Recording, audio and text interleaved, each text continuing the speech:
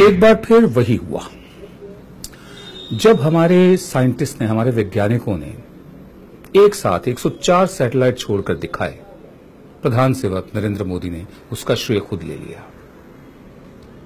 जब एक वकील साहब, सांगवान साहब थे, उन्होंने सुप्रीम कोर्ट में लड़ाई लड़के स्टेंट की कीमतें कम करवाई, तो प्रधान सेवक ने उसका भी श्रेय ले लिया। एक बार फिर वही हुआ है। कश्मीर में चेन्नानी नशरी टनल, ये जो सुरंग का उद्घाटन हुआ है, उसमें भी श्रेय ले लिया गया है, जबकि इसकी शुरुआत हुई थी सन 2009 में और इसका उद्घाटन डॉक्टर मनमोहन सिंह ने किया था, जो तब के प्रधानमंत्री थे। हमने एक दफे पहले भी कहा था कि 56 इंच के सीने में दिल कितना बड़ा है, हमें ये देखना बाकी है। मान लेने में कोई एतराज नहीं होता कि जो स्कीम्स पहली सरकारों ने शुरू की थी उनको आगे बढ़ाया गया। कुछ लोग तो यहां तक मजाक करने लगे हैं कि पिछले 3 साल में अगर कोई नई स्कीम शुरू हुई हो और उसका उद्घाटन भी किया जा रहा हो तो हमें दिखाएं। बहरहाल, ये चेन्नानी नशरी सुरंग पहली मिसाल नहीं है जिसका फाउंडेशन स्टोन, जिसकी शिलान्यास डॉक्टर मनमोहन सिंह ने की थी और श्रेय अब सरकार ले रही है। मैं आपको और भी बताता हूं कि कौन कौन सी ऐसी स्कीम्स हैं जो आगे बढ़ाई गई हैं। पहले जिनको नकारा गया था, जिनकी बुराई की गई थी, फिर उन्हीं चीजों को आगे बढ़ाया गया है।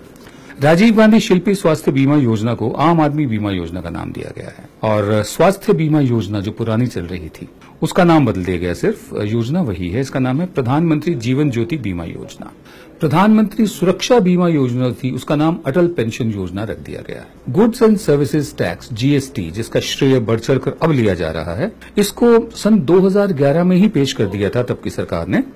पास करने की कोशिश थी और इरादा ये था कि अप्रैल 2012 तक जीएसटी को पास कर दिया जाएगा, लेकिन तब इसका विरोध किया गया था, इसको पास नहीं होने दिया गया था।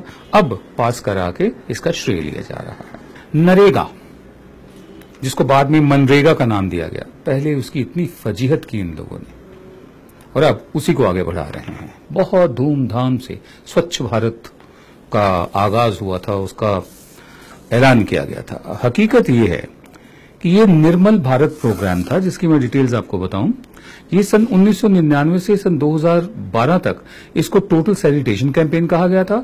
बाद में इसका नाम निर्मल भारत प्रोग्राम रखा गया था, जिसको अब स्वच्छ भारत कहकर आगे बढ़ाया जा रहा है।